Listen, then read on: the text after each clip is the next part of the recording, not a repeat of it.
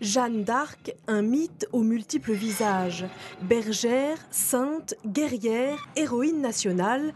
Mais qui était-elle vraiment? À Domrémy-la-Pucelle, où elle est née il y a tout juste 600 ans, Jeannette, comme on la surnomme ici, fait la fierté des habitants. C'est quand même un honneur de l'avoir ici. Il fallait vraiment qu'il y ait quelque chose qui lui donne la force, qui la guide. C'est pas n'importe qui peut faire ça, à mon avis.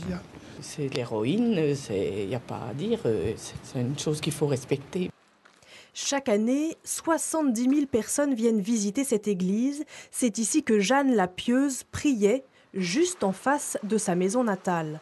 Pour cette touriste passionnée d'histoire, Jeanne d'Arc a surtout libéré Orléans des Anglais et mené le roi sur le trône. Qu'elle ait eu des voix qui étaient des voix pas toujours célestes, oui, elles étaient célestes, mais je pense qu'elles étaient aussi un petit peu terrestres. Et je pense que Jeanne d'Arc a été une meneuse d'hommes extraordinaire. Quand on pense qu'elle avait 19 ans, vous imaginez ?